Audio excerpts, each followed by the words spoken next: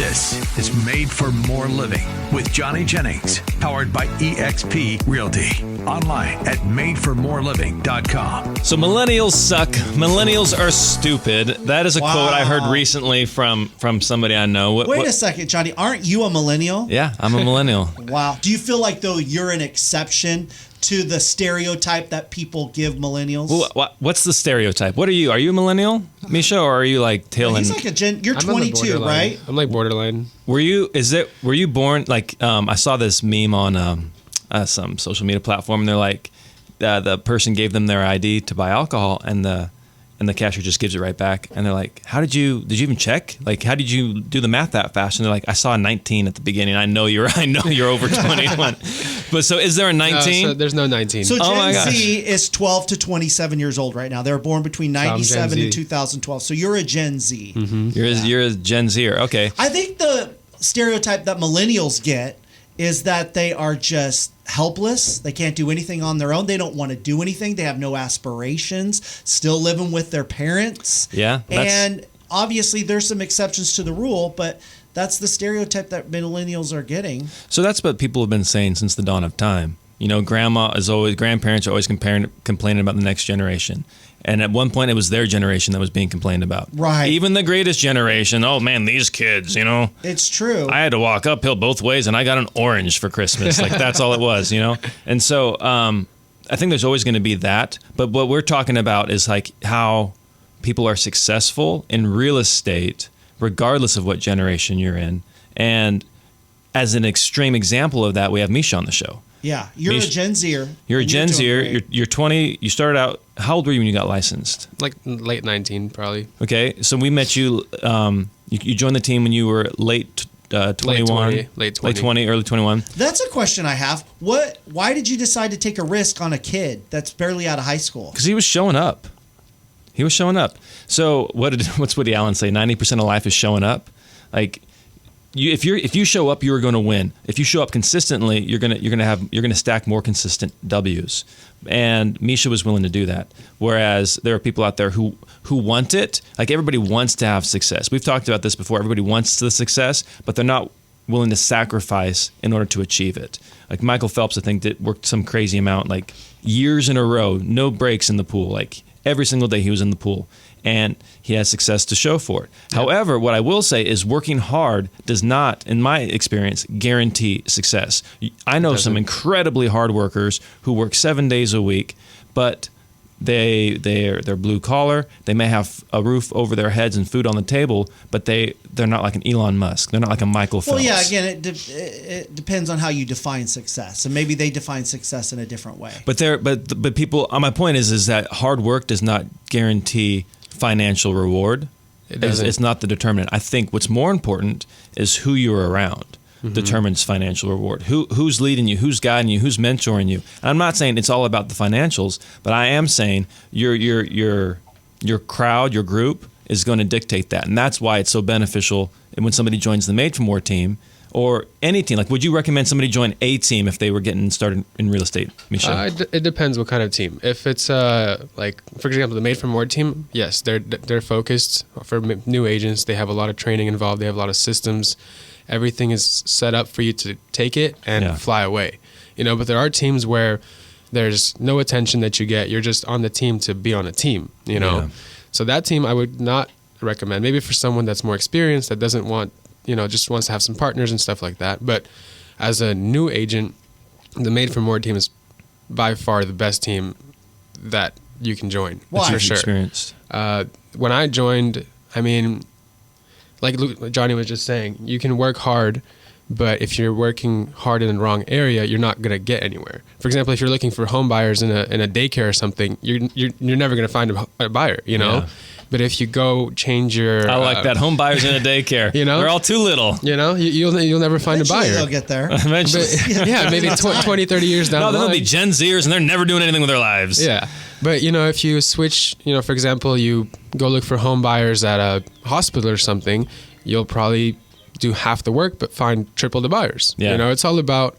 efficiencies. That's what took me a while, is to find out what is efficient, what's not efficient, And once I did, it became a little smoother, but it's still bumpy. Was it an enjoyable experience working with the Johnny Jennings and the Tom Daves team with Made for More Realty? Was it an enjoyable experience? Because I think that's an important factor as well. You could be successful, but man, if you're miserable, how long are you going to stick around? It definitely wasn't miserable. If I was miserable, I would have left much sooner. But you enjoyed the experience. Yes. We had team meetings every day. There was a team environment. You really feel like you're involved with something bigger, and it makes. For me, for example, it made me want to work harder. It made me want to grow faster. For example, like Haley was top producer on the team. Yep. You want to grow to her, pass her. It's not a competition. It's all friendly, but sure. You want to grow. And so then, Misha was like a textbook, like what we designed the team for. Now Haley's still on the team. You mentioned the top producer Haley, and she does an insane amount of volume. Amazing. And she loves being on the team. But what most people want to do is they want to join the team, learn the business, and then launch their solo career. And how we have it structured on our team is you go through onboarding, we help you create a database, we help you get started, we provide all the tools and systems, and then once you're ready to go, we export that out to you, we give it to you on a silver platter. We even gave you your work phone number, right? So and then it was plug and play. Yep. And so that's how it's designed to be used, and so that's why we want to have Misha on the show, because he used it for what it was. And it was honestly, I'm very grateful and very blessed to be a part of that. And if I wasn't, I'd probably be in a way different spot right now. Everything would probably be completely different. Yeah. You might be doing commercial. So, all right. So, we've been talking about the Made for More. We've been talking about you. What are you seeing in the market? What's your perspective on what's going on? I'm starting to see home prices come down a tad bit. Yep. People are obviously in the highest debt we've ever been. People are having a hard time. Home sellers want prices back from COVID. So I'm seeing houses on the market for a little bit longer, not 20, 30 days, maybe 50, 60 days now. Yep. And sellers just don't want to come down on that price, even though they have that equity. Majority of them, they still want top dollar. And if you're as a buyer, you are already kind of maxed out with your payment, and it's a tricky time in the market, but people are still buying, people are still selling, people are moving, people are, being born, people are passing. Everything is still moving. So you are seeing the market slow down, though. Definitely. It's definitely taking a little longer. Inventory is staying on the market a little longer. I'd say there's more inventory. There's more inventory in general. Yeah. But the prices are just higher than what buyers want to pay. The appraisal protects them and everything, but still, there's a lot of it seems like fear and uncertainty. There is a lot of fear and uncertainty, but there's some people. There's like, hey, there's nothing to be scared about. I'm like, you're right. Let's do it. Yeah, I'm gonna live in here for the next 5 to 7 years. Yeah, it doesn't matter what's happening in the market right now. Yeah. If you live in fear and uncertainty, you'll never get anywhere in life, and you'll always be in fear and uncertainty. Always, you'll be one of those people who in 2012, I'm not buying a house. Home prices are going down. 2016, I'm not buying a house. Home prices are going down. COVID. Here we are, 2024. Home prices are going down.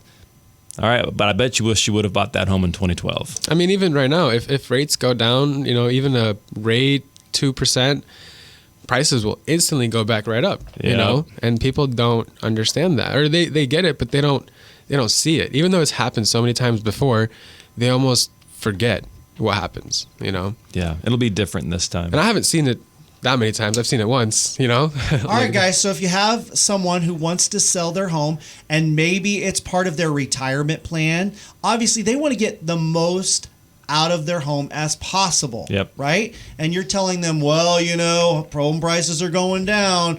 You're not going to get as much as you used to be able to get in 2020. That's not very encouraging to them. Mm-hmm. What's your encouragement for them? How can they get the most money for their home? What's your advice into maximizing the most money they can get for their home? Yeah, so if you're looking to maximize the most amount of money, you have to be realistic about what the market's doing. Wishing, hoping, praying is not going to get you the most amount of money. Like if you say, hey, I need $600,000 in order to make this move, but the house is worth $500,000, you pricing it high at 6 is going to hurt you. You're not even going to get $500 for that home. You're going to get more like $475. And so if you're looking to net the most amount, one, you have to hire somebody that knows what they're doing and has a track record of success. And two, listen to them. It's like going to a surgeon and saying, "Hey, I need a quadruple bypass." And then they're wheeling you into surgery, and you're like, "Hey, are you going to do this? You're going to do this? I don't want you to do that. I know I Googled this, and they said you don't want my surgeon to do that. Are you going to have that conversation with the surgeon?" I don't want to have any anesthesia. I heard that's bad for me. So. Yeah. And so it's like, are you gonna dictate to the professional how you want it done? When was the last time you sold a home? 1 year ago? Like, best case scenario, 1 year ago for most people. Like, that's fairly recent. If you sold a home a year ago, okay, the last time I sold a house. Yesterday, Yep. Time before that, a couple days before that. Like, but in the last year, we sold hundreds of homes. So, who are you going to listen to? Your one experience, or are you going to listen to the professional? And this is what we see time and time again: is that people want to overprice their home so that way they can drop the price, and then that makes them feel comfortable. But they don't listen to the professional. If you want to net the most amount of money, if this is your move, if you're moving out of state, if you're retiring, if you need every single penny out of that home, price the home slightly below market value, bid up the price, and then that keeps you in the driver's seat throughout escrow. That is how you make the most amount of money. Yeah, when you have a bidding war, it's not only about the house, but some people start, it's about what's the right word? Like ego. Ego. Yeah. At that point, ego comes into play, and when ego comes into play, you never know what happens. Yep. And not only ego, but also like, hey, this is special. Now all of a sudden, I'm fighting for something. Whereas if the home's been on the market 100 days and they've done 15 price reductions, and each price reduction has been $500, like, you're just dying a death of 1,000 cuts. Okay. So if I want to sell my home, obviously I need to be realistic on what the market is drawing right now, and I need to price it competitively, right? Absolutely. Okay. So I can create this bidding war, which will hopefully raise the price up eventually, what it's going to sell for. Is there any other strategies? Because I'm desperate right now. I want to get the most money possible for my home. What else can I do? What are your expertise, your advice as veteran realtors on what else I can do? Oh, I got so many ideas. I got so many. Well, then Misha, do you have any you want to got shop? so many, maybe we should wait for the next segment. No, I have one really important one. I appeal.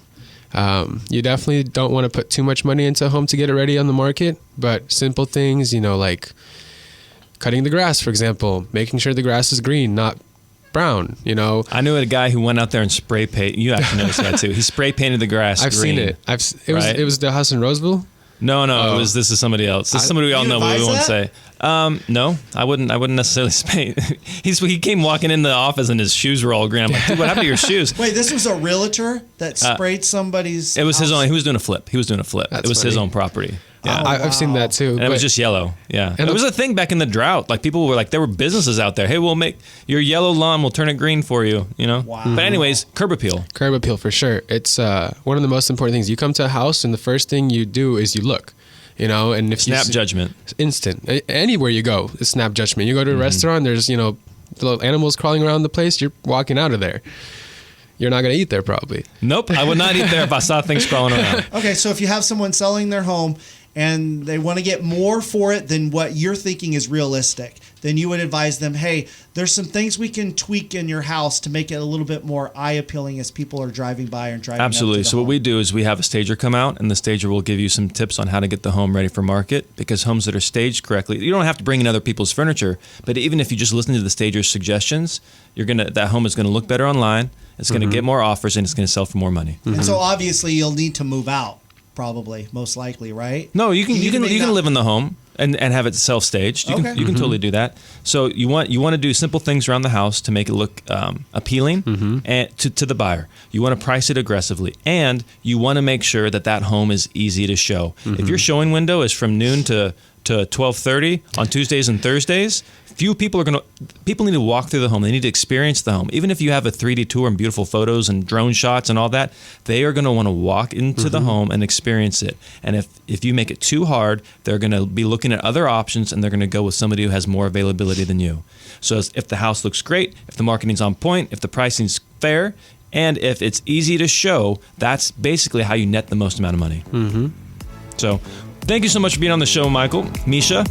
Thank you for having me. All right, man. Looking forward to having you back.